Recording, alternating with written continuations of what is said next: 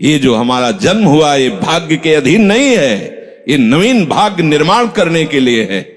नहीं तो आदेश ही नहीं देते भगवान। पशुओं को आदेश नहीं दिया जाता क्योंकि वो भाग्य के अधीन है। केवल मनुष्य शरीर को आदेश दिया गया है। किसी देवता को भी आदेश नहीं दिया गया कि आप ये करो ये ना करो, क्योंकि वो वही करेंगे जो उनके सुकृत है, उसके अनुसार बस भोग भोगेंगे।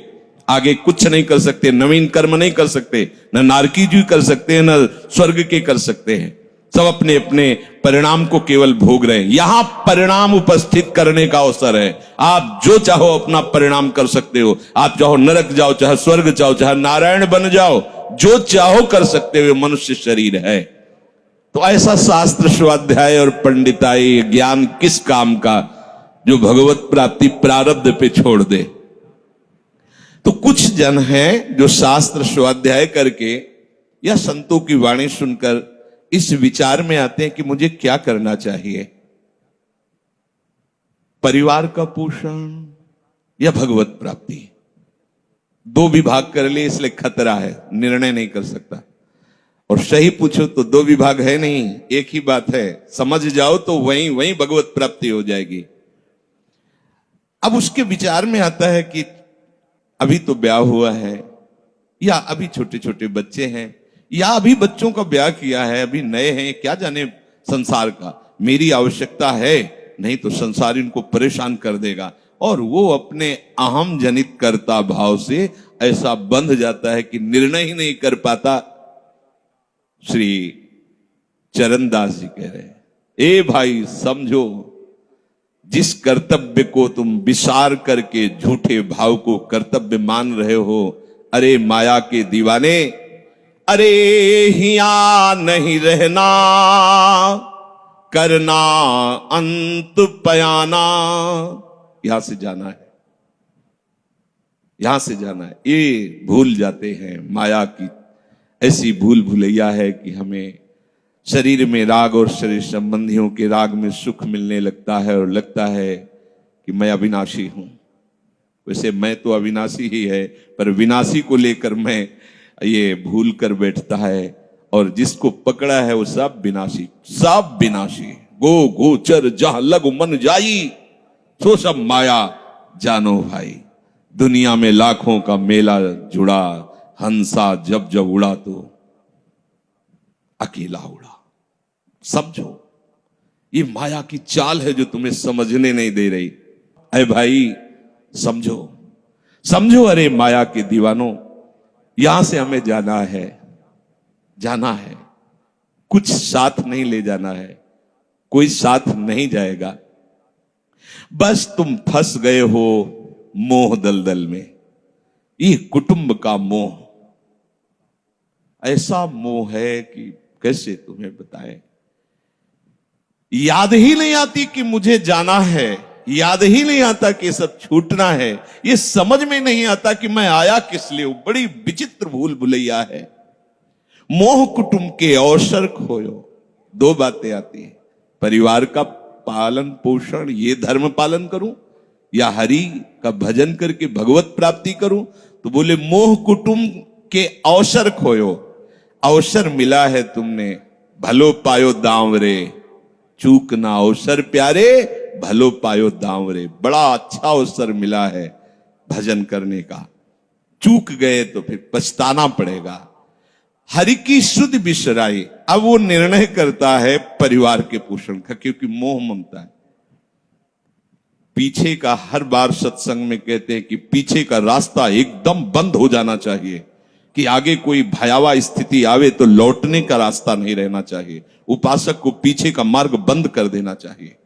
पर होता क्या है, अपने लोग बहुत कमजोर हैं, तो कदम ऐसे रखते हैं पर पीछे वाला पुष्ट बनाए रखते हैं कि अगर इधर थोड़ी भी आंच लगी तो कदम पीछे करके सुरक्षित हो जाए। वो सुरक्षित नहीं है, वो सुरक्षित नहीं है, वो असुरक्षा है। परिवार का राग, अन्य भरोसा, किसी देहधारी का भरोसा, किसी वस्तुओं, ये भरोसे लायक चीज है। अरे क्षण में बिगड़ जाने वाली चीज है। भरोसा तो हरि का है, भरोसा तो हरि गुरु चरण सेवा अनुसरो। ये भरोसा कभी तुम्हें विश्वासहीन नहीं होने देगा।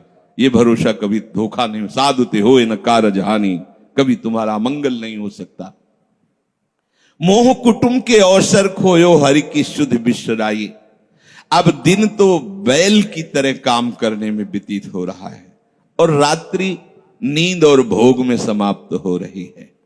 आठों पहर की 60 घड़ियां बेकार में इसने व्यतीत कर दी।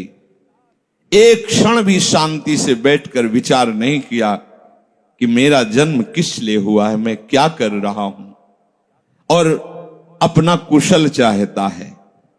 इच्छिन हरि को नाम लीन्हो, कुशल कहां ते हुई, तब लग कुशलन जीव को सपने हो मन विश्राम। स्वप्न में भी शांति नहीं मिल सकती जब तक भजन नहीं करोगे। बालक अवस्था तो खेल में चली गई, जवानी हुआ तो अहंकार मद छाया, मैं करता मैं भोगता इसमें चली गई। जब वृद्ध आया तो रोग और चिंताओं ने घेर लिया। अब इतना दुखी है कि वो सोच भी नहीं सकता कि मैं इनसे दूर होकर भजन कर लूं। ये जो वो भजन का नाटक होता है, भजन में हम देखते हैं ऐसे ही लगा रहता है, कैसे हो और बढ़िया से, और क्या करें, और मरने का ठौर आ रहा है, और क्या करें, तुम आए हो भजन करने के लिए और में भी फंसे हो, क्या कर दूं, कहां से कैसे व्यवस्था कर दूं।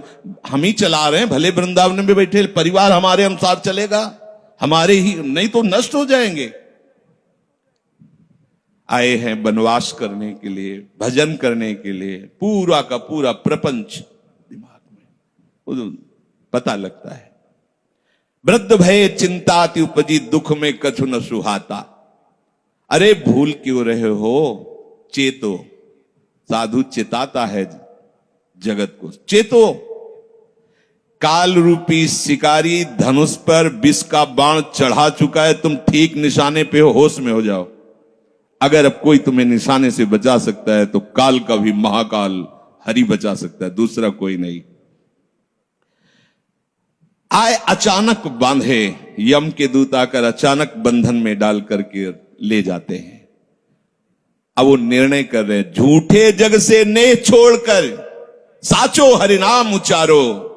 चरणदास सुखदेव कहते हैं अपना भला विचारो, इसी में अपना भला है। तो क्या करें, घर परिवार छोड़कर तुम्हारी तरह बाबा जी बन जाए? बाबा जी बनने से भगवत प्राप्ति नहीं होती। अगर आप बाबा जी बाहरी बात को ले रहे हैं तो उसको समझ लीजिए, बाबा जी बनने से भगवत प्राप्ति नहीं होती, प्रभु के होने से भगवत प्राप्ति होती है। वो आप चाहे गृहस्थ वेश में रहकर बनो या आप विरक्त वेश, 2 मार्ग शास्त्रों ने स्थापित किए हैं, वो प्रभु के लिए। अगर वेश बदल लिया है और परिवार का राग है, भोगों का राग है, संसार की सत्यता का भान हो रहा है कि सब सत्य है, कोई फर्क नहीं पड़ता। वेश परिवर्तन से कोई फर्क नहीं पड़ता। गधे की पीठ में चाहे मिट्टी ला दो, चाहे कबाड़ ला दो, चाहे बेद ला दो, उसको बाहर से मतलब है। शरीर में चाहे लाल कपड़ा पहनो, चाहे सफेद पहनो, चाहे काला पहनो, चाहे नीला पहनो, चाहे पीला पहनो, ये तो वस्त्र है। आपका उद्देश्य क्या हुआ, आपका अपनापन कहां गया, ये खास बात है। कहीं ऐसा नहीं लिखा कि बाबा जी बनने से वो मोक्ष पद प्राप्त, नहीं। जहां संत की बात आएगी वहां लक्षण होंगे, जहां भगवत प्राप्ति की बात आएगी वहां मन का प्रभु में तन्मयता होना, प्रभु में डूबना, प्रभु के चिंतन में मगन होना होगा। वो चाहे गृहस्थ हो चाहे विरक्त हो, दोनों के।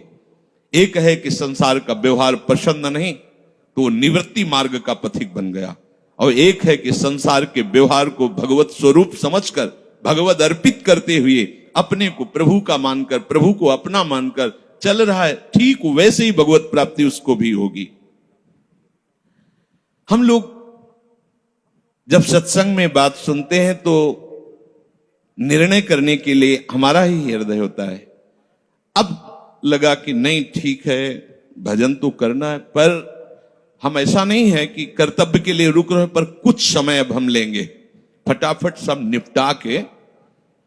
तो तुमसे भी चतुर काल है, वो उतने ही समय में तुम्हें निपटा देगा। बहुत चतुर है। हमने बहुत से लोगों के मुझ से सुना है कि बस ये काम हो जाए हम आए, आज तक वो लौट के नहीं आ पाए, क्योंकि वो गली ऐसी है, क्या है, बहुत दलदल है आगे। जो गया ना मोह कलिल में डूबा, अब निकल पाना बड़ा मुश्किल है। सत्संग में इतना सामर्थ्य है कि अभी आप सुन रहे हो, अभी आपको ऐसे सब ऐसे लगेगा, ऐसे ऐसे निकल जाएंगे, और गेट के बाहर होइएगा, वो हवा लगने दीजिए, तब लगे कैसे निकले। ऐसी प्रचंड माया है। इसीलिए तन ही राख सत्संग में तो मन ही प्रेम रस भेयो, तब मन प्रेम रस में बराबर सत्संग होता रहे, बराबर साधु संग मिले।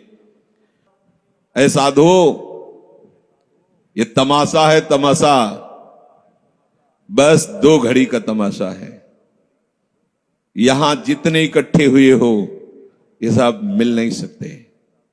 माता पिता भाई बंधु सब बिछुड़ते चले जा रहे हैं। जो ही आकर सब इकट्ठे मिले हो, ये कभी इकट्ठे नहीं रह सकते। ये कुछ समय का है। संतों ने इसे 2 घड़ी का है, ऐसे ऐसे व्यतीत हुआ। हम लोग परिवार को अपना मैं मानकर, मेरा मानकर के जो पोषित कर रहे हैं, वो कुछ समय के लिए है। जैसे नाव नदी के ऊपर बाट बटाऊ आए, मिल मिल जुदे होए पल माही आप को जावे। जैसे नदी पार करने के लिए 50 लोग इकट्ठे हुए नाव में बैठे, नाव किनारे पहुंची, सब अपने अपने मार्ग को चले जाते हैं, कोई किसी का साथ नहीं देता है। ऐसे ही मृत्यु का समय आया, आप कितना भी प्यार करो, वो लौट के आपसे पूछने के लिए नहीं आएगा आप कैसे हो। या आपने कितना भी सबके लिए किया है, मोह से युक्त होकर अपना जीवन, विशेष जीवन आपने दे दिया, लेकिन आपकी क्या दुर्गति होगी किसी को कोई परवाह नहीं है। फूंक ताप के 10-5 दिन में वो जो दिन क्रिया हुई, इसके बाद सब मौज मस्ती में होते हैं। कोई तुम्हारा चिंतन, कोई तुम्हारा नाम नहीं लेगा, कोई तुम्हारे लिए आंसू नहीं बहाएगा।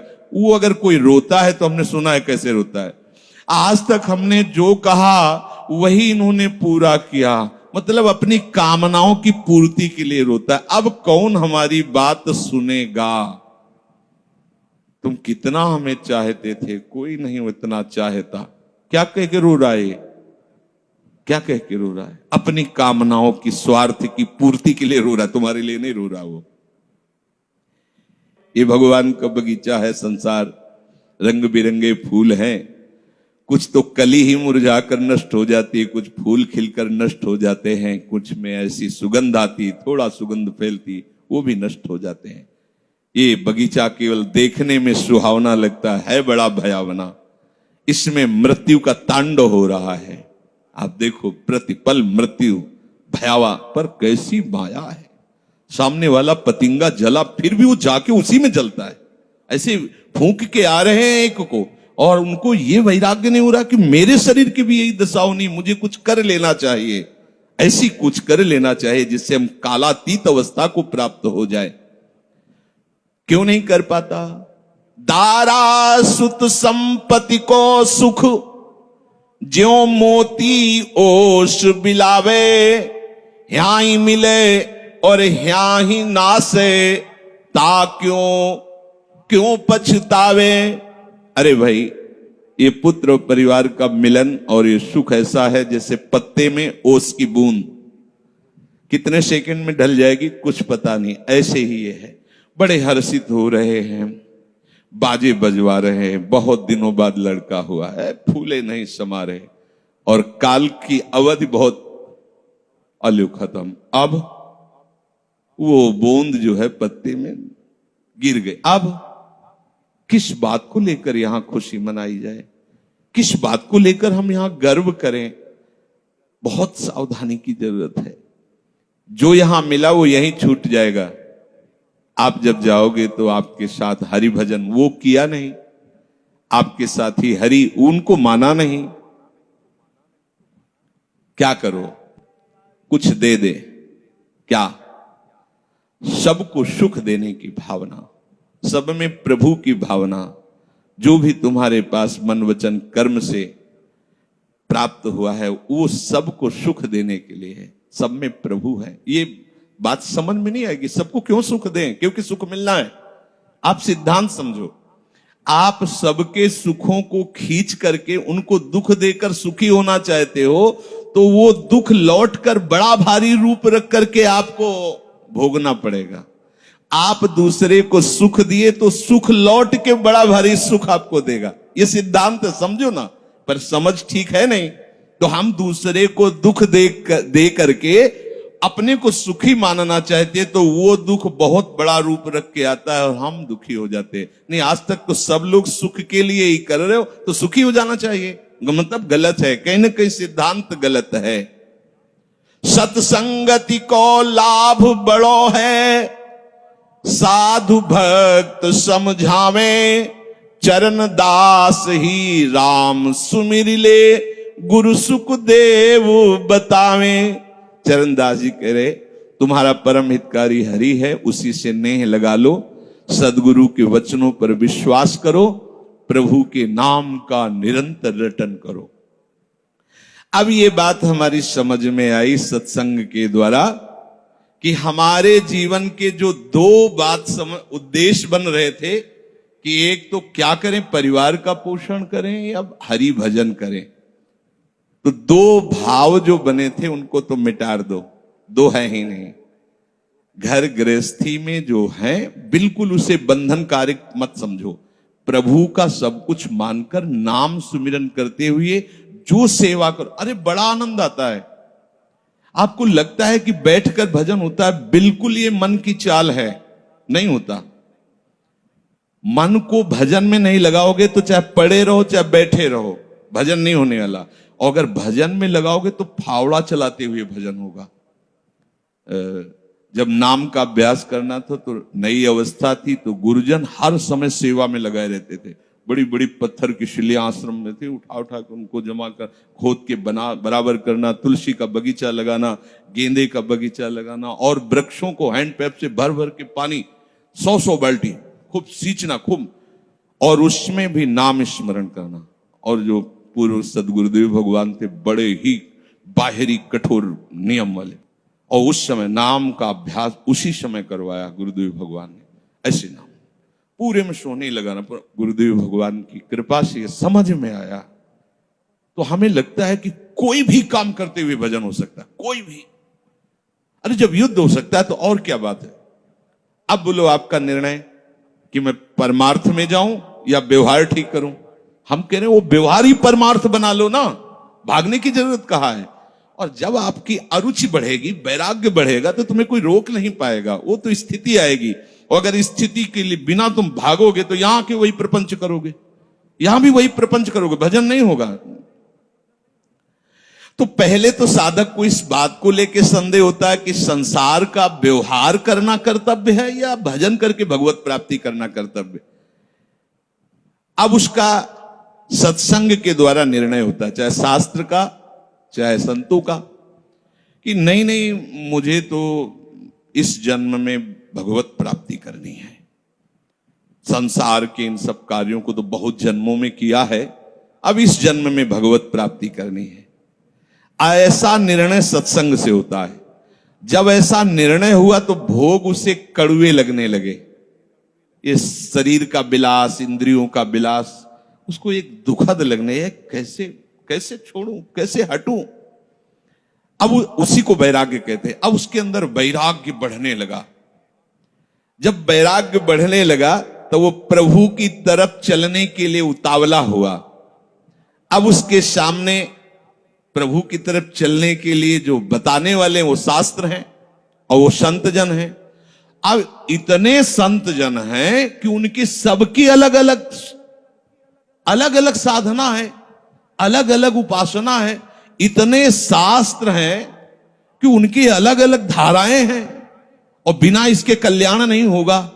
सब कोई कहता है हमारा मार्ग ठीक है, सब सिद्धांत कहते हैं इससे भगवत प्राप्ति, इससे भगवत प्राप्ति, इससे ऐसा, इससे। वो साधक फंस जाता है कि चलूं तो किस में चलूं।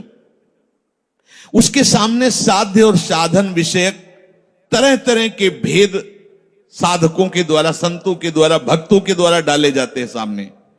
फिर शास्त्र को पढ़ता तो बहुत सी बातें शास्त्र में निकलती हैं। अब वो बेचारा परेशान हो जाता है कि अब मैं क्या करूं। संसार का तो सत्संग के द्वारा समझ लिया कि ये ठीक नहीं, मुझे भगवत प्राप्ति, पर कैसे भगवत प्राप्ति करूं। अब इसका निर्णय करना उस नवीन साधक के लिए बहुत कठिन होता है। परंतु भगवत कृपा का वो जिसने आश्रय ले लिया वो यहां टिकता नहीं है इस संशय में। परमार्थ भगवत कृपा से पुष्ट होता है। सबसे पहले प्रभु हरि को गुरु बनाना चाहिए। वही सबके गुरु हैं। जब हम घर से निकलने की सोच रहे हैं उस समय वो सोच भी गुरु दे रहा है, वो हरि गुरु उस समय सोच भी दे रहा है वही। तो जब हमारी ऐसी स्थिति आती है कि हम निर्णय नहीं कर पाते तो अंदर से प्रभु को पुकारना चाहिए, हे गुरुदेव हरि, आप प्रकट रूप में मिलो और मेरा समाधान करो। अब जो ही वो अंदर से ऐसी दशा में प्रभु की शरण होकर के पुकारता है तो भगवत कृपा उसे सदगुरुदेव के रूप में प्राप्त हो जाती है। ये ओहो, जो मैं खोज रहा था वो मिल गया। वो अंदर से भगवान उसको वहां पहुंचा देते हैं, वो बात सुनवा देते हैं, वो संयोग बैठाल देते हैं, जिससे उसके सारे संशय नष्ट हो जाते हैं। अब वो संपूर्ण शास्त्र और संपूर्ण संतों के मत को प्रणाम करके अपने गुरुदेव की आज्ञा पर चलने लगता है। अलग अलग वर्णन है संप्रदायों के सिद्धांत, अलग अलग शास्त्रों की युक्तियां वर्णन है। हम कितनी युक्तियां कितनी चलेंगे तो एक युक्ति में ही। तो इतनी बात समझ लेना है कि हम प्रभु के अंश हैं, इसमें किसी भी संप्रदाय का कोई कटाक्ष नहीं। जीव प्रभु का अंश है, इसमें किसी भी संप्रदाय की कोई टिप्पणी नहीं है ना, ठीक है। दूसरी बात, संसार भगवान की माया है, सब संप्रदाय है ना, तो इस माया को त्यागना है। बात समझ में आ गई। तीसरी बात है भगवत प्राप्ति करनी है। ये तीन बातें किसी भी संप्रदाय में कहीं भी कोई काट नहीं इनकी। हम प्रभु के अंश हैं, ये संसार माया के द्वारा रचित है। संसार का, संसार के भोगों का त्याग करने वाला ही भगवत प्राप्ति की योग्य होता है। भगवत प्राप्ति करना हर संप्रदाय का लक्ष्य है, चाहे उपासना कुछ भी हो। संसार का त्यागना हर संप्रदाय का लक्ष्य है। कोई भी आप शास्त्र सिद्धांत या संप्रदाय देखिए, संसार के भोगों का, संसार की आसक्ति का त्याग, और हम प्रभु के हैं, ये सिद्ध बात है। किसी भी संप्रदाय में हो, जीव भगवान का अंश है, ये निश्चित बात है। तो ऐसा निर्णय गुरुदेव की कृपा से स्वाभाविक हो जाता है कि अब सब सिद्धांतों को भले सुन लें, लेकिन हमें चलना का हमें पता है। हमारे गुरुदेव ने हमें बता दिया है, हमारे माई श्यामाजू को राज, हमें चलना है। राहो को काहू मनई दिए, पर मेरे प्राणनाथ श्री श्यामा शपथ करो तृण छिए, मन क्रम वचन त्रिशुद्ध सकल मत, हम श्री हित हरिवंश उपासी, हा हरि रा राधा वा वृंदावन सा सहचरी। साधक की बुद्धि गुरुदेव के प्रताप से उपासना में निश्चल हो जाती है। एक एक बात को समझिए। प्रभु कह रहे, जिस काल में शास्त्रीय मतभेदों से विचलित हुई तेरी बुद्धि निश्चल हो जाएगी, परमात्मा में अचल हो जाएगी, उसी काल तू योग को प्राप्त हो जाएगा। कैसे होगी निश्चल? अगर हम शास्त्रों में भटकते रहो, कई बार समझने के बाद भी ये निश्चय होता था कि ये आश्रय ठीक है या अहम ठीक है। क्योंकि जब एको हम बहुत श्यामा वही ब्रह्म बहुत रूप, मैं भी तो ब्रह्म हूं ना। मैं भ्रम से अपने को अंश मान रहा हूं, भ्रम से अपने को जीव मान रहा हूं, भ्रम से अपने को शरीर मान रहा हूं, वही हूं। सेवक से विभाव बिन भव न तरी उर्गारी। काकभूषण जी कह रहे, बिना सेवक और स्वामी के भाव के संसार से तरा नहीं जा सकता। एक में है सेवक स्वामी भाव के बिना नहीं तरा जा सकता, और एक है कि जब तक सेवक स्वामी भाव भेद है तब तक अविद्या है, अविद्या है तो मोक्ष नहीं। बड़ा झंझट है, बड़ी समस्या है। उसका समाधान केवल गुरुदेव के वचन से होता है। मोक्ष मूलम गुरु कृपा, वो बता दी, ऐसे चलो बस। दूसरे के लिए सुनना, दूसरा कोई गलत नहीं है।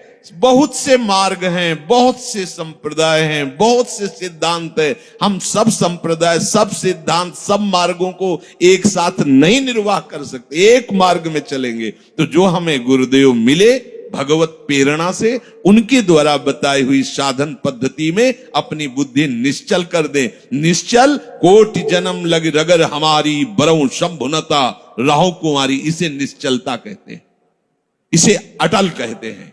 चाहे जितनी परीक्षा ले लो, चाहे जैसा दुख दे दो, चाहे जैसा प्रलोभन दे दो, लेकिन अब अपने प्रियाजू के गोरे चरणार बिंद के सिवा अन्य आश्रय नहीं ले सकते। ये अचल बुद्धि हो गई। साधक की बुद्धि निश्चल हो जाती है कि अब तो मुझे केवल प्रिया प्रीतम का नाम रटना है, प्रिया प्रीतम की सेवा करनी, प्रिया प्रीतम के भरोसे में रहना और प्रिया प्रीतम के पास ही जाना है। ये निश्चय लगभग लगभग ऐसा तो हो गया होगा, क्योंकि सत्संग सुन रहे हैं बहुत काल से।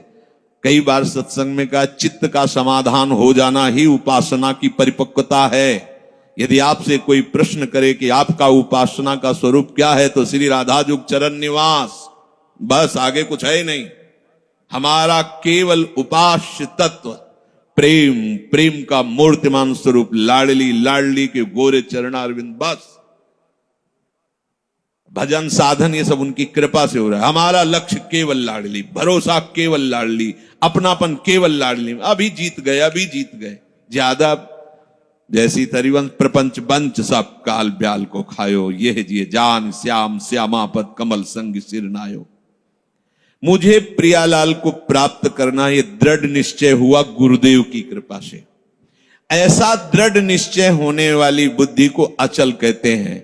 जब दृढ़ निश्चय हो जाता है तो साधन अब सिद्धावस्था में परिणित होने लगता है। ध्यान रखना, जब तक ये करें कि ये करें कि ये करें कि ये करें ऐसा चलता रहता है तब साधक रहता है।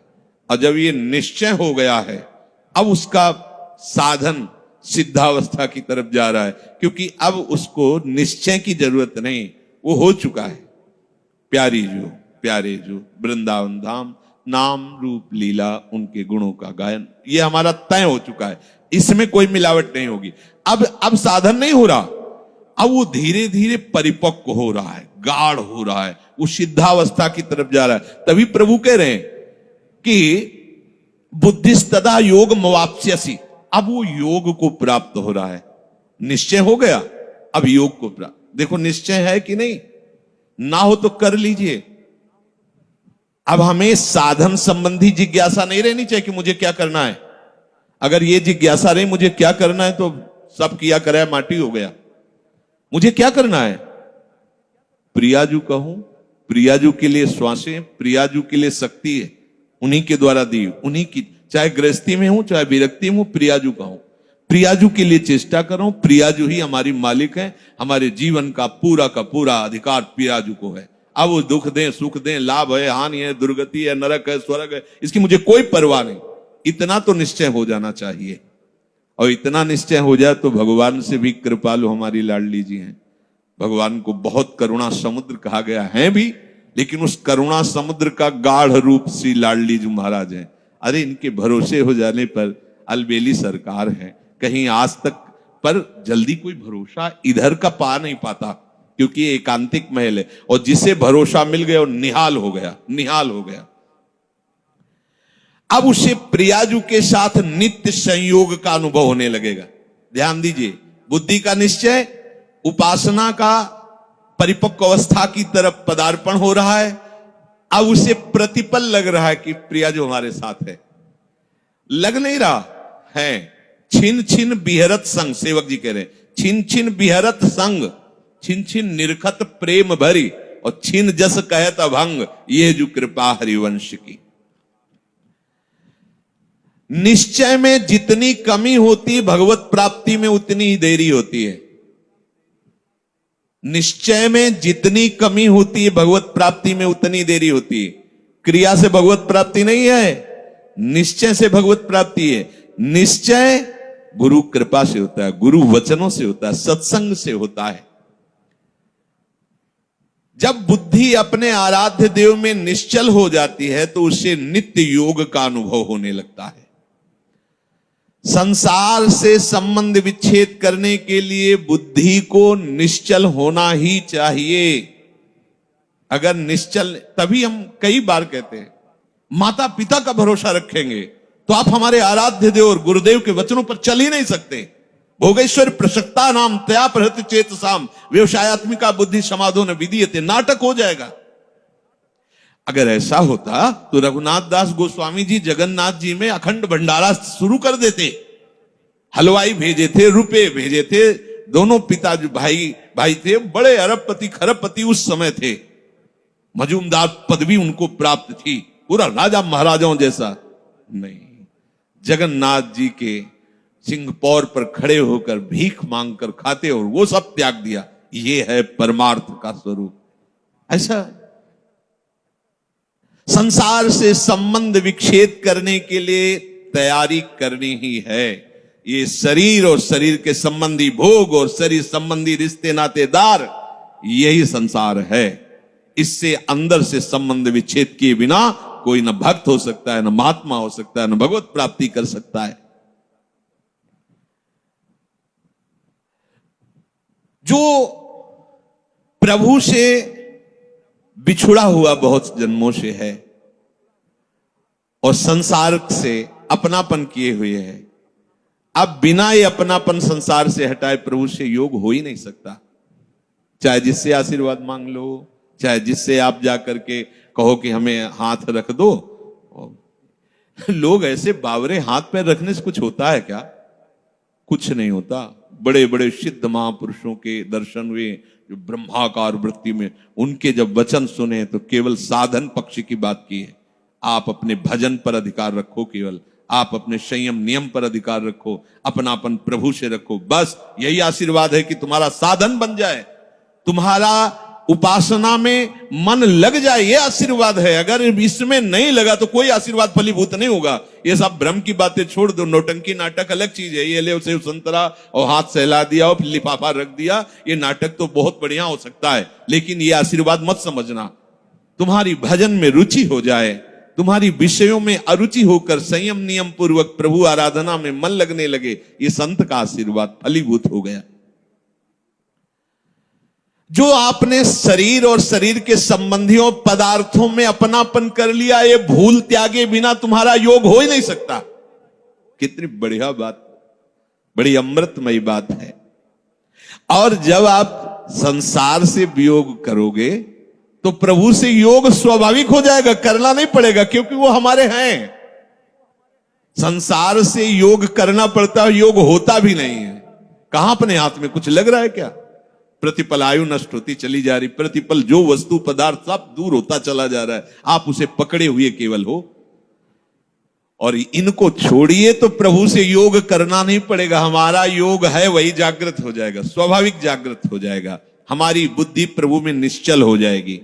अब प्रश्न बनता है कि जिसकी प्रभु में बुद्धि निश्चल हो जाती है उसके क्या लक्षण होते हैं? अर्जुन जी कह रहे, स्थित प्रज्ञस्य का भाषा समाधिस्थस्य केशव, स्थित धी किम प्रभासेत किमासीत ब्रजेत किम। जिसकी बुद्धि प्रभु में स्थिर हो जाती है, अचल हो जाती है, निश्चल हो जाती है, उसके क्या लक्षण होते हैं? अर्जुन ने पूछा। वो स्थिर बुद्धि वाला कैसे बोलता है, कैसे बैठता है, कैसे चलता है और कैसे व्यवहार करता है? बहुत सुंदर विषय है। जिसकी बुद्धि प्रभु में स्थित हो गई है, अर्जुन जी प्रश्न कर रहे हैं कि वो कैसे लक्षण होते हैं तो समझा जाए कि इसकी बुद्धि स्थित है। वो कैसे बोलता है, उसकी वाणी से कैसे पहचान किया जाए कि जो बोल रहा है ये स्थिर बुद्धि वाला है, या जो बोल रहा है वो चलायमान बुद्धि वाला है। अभी परमात्मा में इसकी निश्चयात्मिका बुद्धि नहीं हुई है। वो बैठता कैसे है, वो व्यवहार कैसे करता है, वो चलता कैसे है? अर्जुन जी ने ऐसा प्रश्न किया तो प्रभु उत्तर दे रहे हैं कि प्रजहाति यदा कामान, बहुत अमृतमय वचन है। प्रजहाति यदा कामान सर्वान् पार्थ मनोगतान् आत्मन्येवात्मन तुष्टः स्थित प्रज्ञस्तदोच्यते। आहा, जो स्थित प्रज्ञ बुद्धि, स्थित अचल, जिसकी बुद्धि अपने आराध्य देव में अचल हो गई है।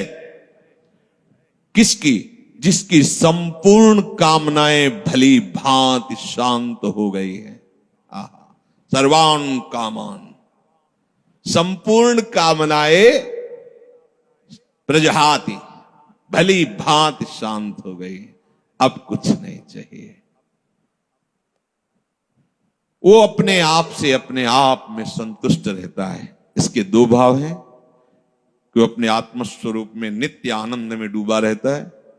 भक्ति में वो अपने आप से अपने आप में आनंदित। अपने आप कौन है? हमारे प्रभु है। किसी क्रिया से नहीं, किसी पदार्थ से नहीं, बाहरी किसी सपोर्ट से नहीं, इसीलिए अपने आप से, आत्मन्य वात्मना तुष्टा, अपने आप से।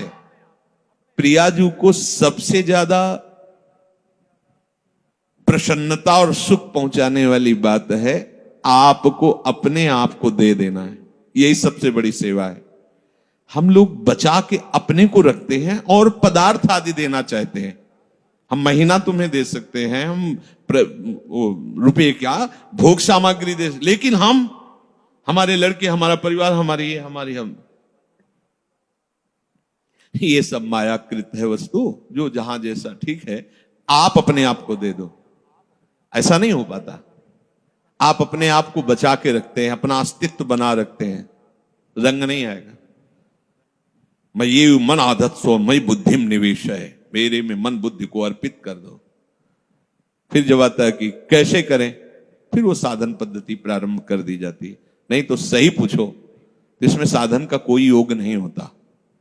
आप समझ नहीं पाते, इसलिए साधन का योग कि करो, धीरे धीरे आपकी जो पूर्वाभ्यास हो मिटे, तब ये बात सीधे प्रियाजू की प्राप्ति के लिए आप पर्याप्त हैं।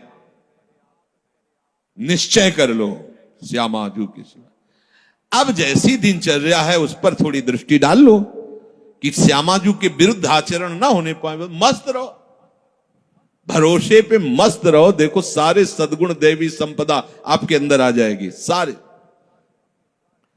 शरीर को स्वीकार करके भोगों में सुख है ऐसा माना तो सारी आसुरी प्रवृत्ति आ गई है। मानने मात्र से आपने केवल माना कि मैं विरक्त हूं तो बहुत से अंकुश अपने आप लग गए। विरक्त हूं, जहां आपकी मान्यता होती वैसा रंग चढ़ने लगता है। मैं प्रियाजू का हूं, प्रियाजू मेरी हैं, ऐसी मान्यता से सारे भागवतिक सद्गुण आ जाएंगे जो महात्मा में होते हैं, जो रसिकों में होते हैं, जो भगवत प्रेमियों में होते हैं। अब ये बात समझ में नहीं आती, इसीलिए फिर लगाया जाता है आप ऐसा करो, इनको त्यागो, उनको, छोटे छोटे छोटे छोटे सब करते हुए जब यहां आता है, अगर वो अपने आप को नहीं दिया, ये सब कर रहा है तो उसका फल होगा प्रियाजू नहीं मिलेंगी। अपने आप को कर तो अभी से समझ लो, अभी से आपको प्रियाजू मिलेंगे, अपने आप को समर्पित। पर समर्पित का कोई अस्तित्व नहीं होता। जैसी रूपलाल हित हाथ बिकानी, निधि पाई मन मानी। अब ये समझ पाओ तो समझ पाओ, नहीं तो फिर साधन में लगो। धीरे धीरे जब साधन में लगते जाओगे तो अभी क्या है, इतनी बहिर्मुखता है कि फिर क्रियाओं को, फिर क्रिया जिनसे होती है उन करणों को जब हम धीरे धीरे उधर मोड़ने लगते हैं, तो चूंकि इन्हीं के पीछे हम चल रहे थे, यद्यपि उल्टा है बात, इन्हीं के पीछे चल रहे थे, इसलिए धीरे धीरे लगने लगता है मैं प्रियाजू का हूं। ये बहुत लंबा सफर है। अगर आप स्वीकार कर ले मैं प्रियाजू को, तो आपके करण और आपकी चेष्टाएं सब अभी इसी क्षण से प्रियाजू को समर्पित होने लगेंगी। वो समझ नहीं आती, क्योंकि बहुत समय से अपनापन शरीर और शरीर संबंधी भोगों और शरीर संबंधी रिश्ते नातों में, इसलिए कहने का होता है अरे नहीं अब तो हमारे माता पिता आप ही हो। अब तो जब अवसर आता है तो माता पिता के पास होते हैं। एक भी बात गुरु की नहीं माननी, एक भी बात शास्त्र की नहीं। ये कहने सुनने से कोई बात नहीं बनती, स्वीकृति से होता है। यहां प्रभु कह रहे हैं प्रजहात यदा कामान सर्वान पार्थ मनोगतान। जब उपासक ये निश्चय कर लेता है कि प्रभु के सिवा मेरा कोई नहीं, अब जो कामनाएं होती वो सुख के लिए होती। कोई भी कामना, ये खाऊं, ये देखूं, ये सुनूं, चलो हमारी ऊंची स्थिति नहीं, पर उसे हम प्रियाजू के ऊपर छोड़ देते हैं। अगर हमें हलवा मिलना है पाने को, तो तुम ना करो, तुमको वही पाना पड़ेगा। जिधर भी जाओगे हलवा मिलेगा, क्योंकि तुम्हें पाना है प्रियाजू को। और नहीं पाना है तो चिंतन ही करते रहो, मिलना नहीं है। क्योंकि आप तो काहे को चिंतन, अगर कामना स्फुरित भी होती है तो उसे सीधे प्रियाजू को समर्पित करो। देखो प्रियाजू ये बात है, एक तो समर्पित करने की जरूरत नहीं, उनका मकान वो खुद जान रही, कौन सी खिड़की टूट रही, कौन सा कहां क्या हो रहा, उनका मकान है ये। बिल्कुल सीधे समझो, जब मकान नाम में कर दिया तो उसकी छिपकली भी उसी में हो गई, जाला भी हो गया, मकरी भी हो गई, और उसकी जो गंदगी वो भी उन्हीं के नाम हो गई। आप समझो, बिल्कुल समझो, मकान नाम हो गया ना, जैसे कहते सब पूरा हो गया उसमें, अच्छा बुरा जो भी था सब नाम। ऐसे ही जीवन प्रभु के हवाले कर दिया। अब आप निश्चिंत। एक सूत्र नारद जी ने लिखा है कि जो उपासक ऐसा समर्पित हो जाता है, उसके काम क्रोध लोभ मोह मद मत्सर ये भी समर्पित हो जाते हैं, ये सब भगवत स्वरूप हो जाते हैं। ये विरोध तभी करते हैं जब हम भगवत विमुख है, देहाभिमानी, इसलिए जलाते हैं, हमें भ्रष्ट करते हैं। और जिस समय आप भगवत तो ये सब भगवत स्वरूप हो जाते हैं, ये सब प्रभु को समर्पित हो जाते हैं। जिस समय उपासक मन में आई हुई संपूर्ण कामनाओं को भली भांति त्याग देता है, अब ये थोड़ा समझना होगा यार, रुक के। हमारे अंदर जो सुख भोग की लालसा, यही कामना पैदा करती है। हम कहते हैं ठीक है तुम्हें कोई ज्ञान नहीं, पर एक पर विश्वास कर लिया, जिसे मान लो आप यहां अधीन हो गए राधा के कुंज में स्वामी जी के, तो अब तुम्हें इच्छा करने की क्या जरूरत है कि हमको ये भोजन में मिले, क्योंकि तुम थोड़ी, अब तो जो श्री जी का भोग लगेगा वो आपको मिलेगा। अगर आपके अंदर आता भी है अज्ञान के कारण, यद्यपि आपको जरूरत नहीं किसी भी भोग की, आप बहुत सुख स्वरूप हैं, किसी भी भोग से आपको सुख नहीं मिला है, न मिलेगा और न है। आप इतने सुख सिंधु हैं कि बिल्कुल ये समझ लो तटस्थ हैं। जैसे प्रभु सुख राशि, ऐसे आप भी सुख राशि। ईश्वरंश जीव अविनाशी, चेतन अमल सहज सुख राशि। पर अपने स्वरूप का बोध न होने के कारण शरीर भाव से आपके अंदर जो कामनाएं, तो जब शरीर समर्पित कर दिया तो कामनाएं भी समर्पित हो गई। अब आपको चाहिए कि धैर्य पूर्वक ये देखो कि हमारे अंदर जो कामनाएं हो रही हैं वो विषय सेवन के लिए हो रही हैं। अब मेरा अधिकार नहीं है क्योंकि श्री जी को समर्पित है। अगर ये होना होगा तो अब हमको इसके विषय में नहीं सोचना है, अब वो हमारे योगक्षेम का वहन करेंगे, अब हमें चिंता नहीं करनी।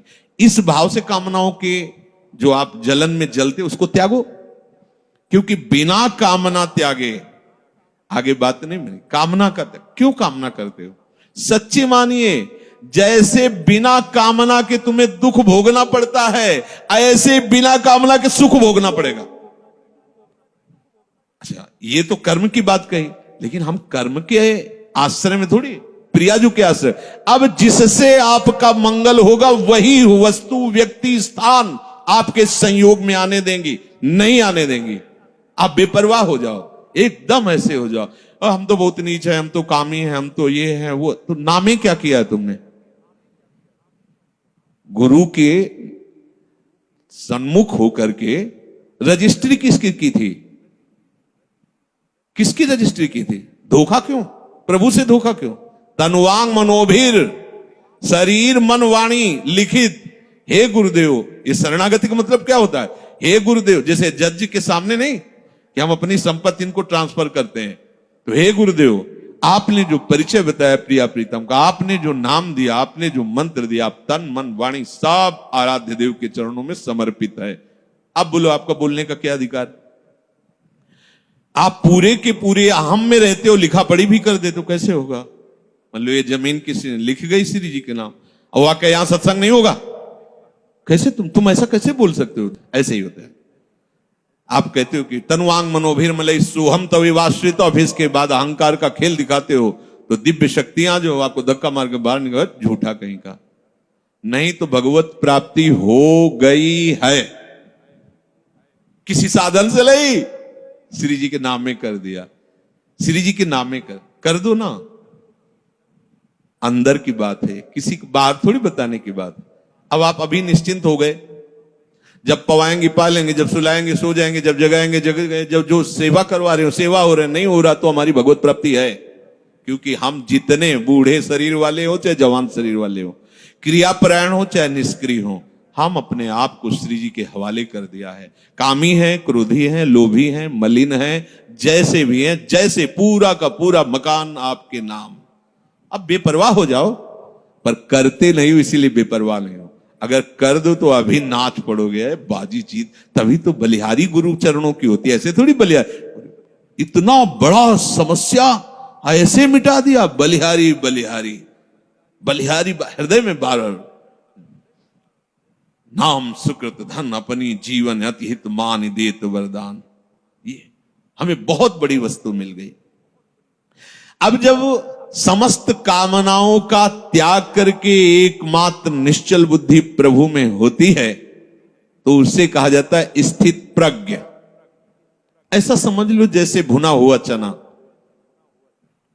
भुने हुए चने को कहीं भी कितने भी गीली मिट्टी में खाद डाल के आप कभी अंकुरण नहीं हो सकता। ऐसे जो स्थित प्रज्ञ होता है, कोई भी भोग वासना उसके हृदय में हलचल नहीं पैदा कर सकती, वो निरपेक्ष होकर भोगता है। प्रसाद अच्छे से अच्छा या प्रतिकूल या अनुकूल, जैसी भी परिस्थिति वो बाहरी है। जैसे आप क्या पाके कैसे हो, आपको अपने को क्या परेशानी, ऐसे ही इसका प्रारब्ध है या इसको प्रभु ने निश्चय किया है कि हलवा पाना, पा लिया। उसको कोई इसमें हर्ष नहीं होता आज हलवा नहीं, नमक रोटी मिल गई या ऐसे ही कुछ रूखा सूखा, कोई शोक नहीं उसके लिए। कोई यार 10 दिन से तो ऐसे ही चल रहा है, कुछ ऐसा मिलना चाहिए, कुछ वैसे, कोई हलचल क्यों? क्योंकि वो भोगता नहीं, वो शरीर नहीं है, प्रियाजू को अर्पित है, जैसा जो कुछ। अब ये थोड़ा समझना चाहिए, कब समझोगे, कब इस पे चलोगे।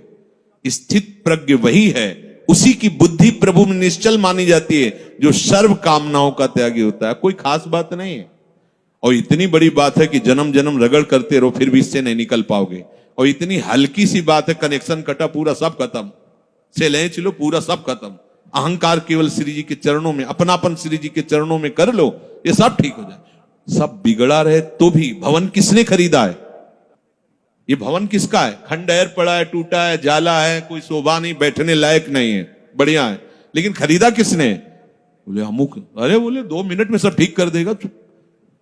उसके लिए क्या है ये? बस आज वो अपिचेत सुदुराचारो भजते माम अनन्य भाग साधुरेव समन्तव्य सम्यक व्यवसिता। ऐसा खरीदा किसने है? प्रभु के वचन है, गीता जी में आगे आएगा। अपिचेत सुदुराचारो, सुमन सांगो पांग दुराचार करने वाला वर्तमान में, लेकिन उसने निश्चय कर लिया कि अब मेरा केवल भगवान ही उद्धार कर सकते हैं, मैं बहुत नीच और पापी हूं, केवल भगवान ही। भगवान करे साधु मानो, बोले कैसे माने साधु, ये तो खंडहर पड़ा है, हर जगह से बेकार है। बोले हम बनवा देंगे, हम बनवा देंगे। अच्छा, उनके बनवाने में ईंट गारा की जरूरत नहीं, दृष्टि में बदल जाएगा। मैं बनाऊंगा साधु से, करो सत्य ते साधु सब, ठेका ले लिया, अब बात बन गई। बिल्कुल सहज सरल बात तुम्हें बता रहे हैं। भगवत प्राप्ति करने के लिए अपने आप को जैसे हो वैसे के वैसे प्रभु के चरणों में लिखित दे दो। कहां से लिखित? हृदय से। अब आपका प्रश्न उत्तर नहीं बनता है, आप अंदर से शांति से बैठकर, ब्रह्म मुहूर्त का समय है, मेरे बनाए ना बनेगी कोटि कल्प लो। हे प्रिया, आप तो जान रही है, हमारी दशा देख रही, बस मैं जैसा हूं, जैसा मेरा तन है, जैसा मेरा मन है, जैसी मेरी चेष्टा है, जैसा मेरा स्वभाव है, मैं पूरा का पूरा अपने आप को आपके चरणों में समर्पित करता हूं। ठीक है, अब अगर बिल्डिंग की खिड़की तोड़ी जाती है, नई खिड़की लगानी, तो तुम्हें परेशानी क्या है? समझ रहे हो? यहां ऑपरेशन होना है, यहां परेशानी है, ये रोग है, ये इन्फेक्शन है। अब आपका प्रश्न कैसे बनता है? अगर आप कह रहे हो कि प्रियाजू तो सर्व सामर्थ्यशाली, हमारा ये ठीक हो जाना चाहिए, ए धोखेबाज, तुम्हारा क्या ठीक हो जाना चाहिए? तुमने तो नाम कर दिया था प्रियाजू के। आप सोचो कितने हम लोग बेईमान, प्रभु से बेईमानी करते हैं। उन्हीं की वस्तु है, अपनी मान ली, इस भूल मिटाने का परिणाम होगा परमानंद। भूल जो तुमने कर ली, वैसे तो दंड मिलना चाहिए, प्रभु की वस्तु पर अपना अधिकार, अपना स्वामित्व कर रहे हैं, चलो, पर भूल मिटा दी तो उसका परिणाम होगा परमानंद। अब आपका प्रश्न नहीं बनता। अभी तक तो 10 वर्ष हो गए, दृश्य नहीं बदला, कोई चमत्कार नहीं, कोई सिद्धि नहीं, वो वही मन में जलन। हमें भैया क्या मतलब, हमने तो नामे कर दिया है। बार बार यही सोचो, हमने अपने आप को प्रभु के चरणों में समर्पित, बहुत बड़ी बात है ये, आखिरी बात है ये। संभाल करके वहां पहुंचा पाना हमारे बस की बात नहीं। मेढकों का तौलना है, 2 रखो तराजू पे तो 4 छलांग लगाते, 4 रखो तो पूरे की तनवांग मनोभिर्मलई सोहम तवै वाश्रिता। समस्त कामना रहते हुए भी वो भगवत प्राप्ति के योग्य हो जाएगा। ये हम आपको बात बता रहे हैं। समस्त कामना रहते हुए भी वो बहुत कृपालु है। 1 सेकंड से कम हिस्से में वो हमारी बात बना देंगे, 1 सेकंड के कम हिस्से, क्योंकि इसका राग ही केवल कामना है। बस आप समझ लो, ये राग थोड़ा सा मुड़ा प्रियाजू के चरणों की तरफ, कामनाएं अपने आप शांत हो जाएंगी। और आप चाहो तो जब से सृष्टि हुई कि आज तक कोई भी कामना हमें छोड़ नहीं पाई, ना हम कामनाओं को छोड़ पाए। सब स्टॉक लगा हुआ है, हम कब तक निकल पाएंगे? जब देखो तब कोई न कोई वासना, कामना, सब ज्ञान विज्ञान की बातें होती, पर वो कामना वासना। तो एक उपाय बहुत बढ़िया मिला, ये आत्मसमर्पण। अंदर से बिल्कुल सीधी भाषा में आज ही रजिस्ट्रार के पास जाके पूरी की पूरी वैभव संपत्ति इनके नाम करवा देते हैं। यहाँ के रजिस्ट्रार हैं रसिक जन, और यहाँ की संपत्ति है एक एक श्वास प्रियाजू के चरणों। अब हमारा अधिकार नहीं, चाहे नरक भेजो चाहे स्वर्ग भेजो, पर इस बात को पकड़ो तब होगा, नहीं तो अभी बात ये होती थोड़ी देर में इतने प्रश्न के चिट्ठे आ जाएंगे। अब जब प्रश्न आ गए तो करता आ गया ना, करता आ गया तो फिर करो ऐसा। कोई प्रश्न, कोई आपका प्रश्न, कोई प्रश्न क्यों? अब क्या हम किसी लायक नहीं, कुछ कर सकते नहीं, अब तो हम प्रियाजू के जैसे हैं। जैसे ऐसा परिवर्तन होता चला जाएगा, इस बात में बड़ी दम है। पर ये हम बात ऊपर से बोलते, अंदर से हम अहम की दशा में, भोगों में विचरण करते हैं, तभी सब गलत हो जाता है, तभी गलत हो जाता है। अगर आप अपने आप को प्रभु के चरणों में समर्पित कर दें, तो चाहे गृहस्थ हो चाहे विरक्त हो, वो प्रभु की सामग्री है। जैसे सिंह के सामने से उसके शावक को कोई पीड़ा नहीं पहुंचा सकता, भय नहीं दे सकता, ऐसे हरिराम व्यास जी ने पद में लिखा है, श्यामा श्याम के आश्रित को कोई भी भोग रोग शोक साप ताप ये कुछ स्पर्श नहीं कर सकता। हाँ, शरीर में होगा, लेकिन प्रियाजू ऐसी ऊंचाई पे बैठाल देंगी कि ये सब साप ताप राग रोग शोक आदि स्पर्श ही नहीं करेंगे। वो अपने आप में संतुष्ट रहता है, प्रभु के विधान में संतुष्ट रहता है। अब हम सब प्रभु के विधान के, हम क्यों नहीं देखते प्रभु के विधान को? हम क्यों मांगे फैला रहे हैं? हम क्यों अपनी बातें रख रहे हैं? हमारी यही समझ में नहीं आता। अब तो मौन होने का अवसर है, कुछ बोलने का अवसर नहीं, ना प्रार्थना करने की जरूरत है। ये मकान हमारे नाम करवा दिया तो अब रोज आके प्रार्थना करने की, देखो ये जाला नहीं लगना चाहिए, देखो इसकी खिड़की सुरक्षित रखना, दबका के भगा दिया जाएगा। अब तेरे को क्या मतलब, मैं इसमें जाला ही फैला दूं, तेरे को क्या मतलब? ऐसे ही अब हमें प्रार्थना की भी जरूरत नहीं। प्रभु इज्जत रखना, प्रभु स्वस्थ रखना, प्रभु हमारा कल्याण कर, मत करो, हमारा कुछ है ही नहीं। अब आपकी इज्जत की बात है, अब आप अपनी शान बान को देखिए, हमारी तो जो थी वो आप में समर्पित हुआ, अब आप देख ली। अरे बड़ी मस्ती अभी, तभी तो कह रहे बिगड़ी जन्म अनेक की अब वही सुधे। आपको समझ में नहीं आ रहा, कह देंगे हाँ अभी मैंने कह दिया श्यामा से, और 2 मिनट बाद बात करेंगे तो देखो बुद्धि कहां स्थित है, केवल अहंकार में, देहाभिमान में। किसी ने कहा कि आपके स्वास्थ्य के लिए 1 माला रोज जप करते हैं, शेष माला अपने लिए जप करते हैं। गलत। आपका अस्तित्व क्या रह गया है? आप हो क्या? अब आप तो केवल गुरु के हाथ के खिलौने हो, यंत्र हो, श्री जी के हाथ के यंत्र हो। अब जो हो रहा है वो सब श्री जी करवा रहे, जो हो रहा है वो सब श्री जी के लिए हो रहा है। हम आपके लिए 1 माला करते हैं, बहुत ही अज्ञान की बात है। हमारा अस्तित्व क्या रह गया है? हमारा जीवन, हमारा भजन, हमारा सब कुछ हरि गुरु के लिए है। जब ये भावना आ जाएगी तो उसी से हरि गुरु आपके हो गए, इससे नहीं। ये भावना जब आ गई उसी से हरि गुरु आ, बड़ा मस्ती का मार्ग है। छोड़ो, बस छोड़ो, तुम्हारे बस की बात नहीं है। जिनके बस की बात है उनके हवाले अपने आप को कर दो अंदर से।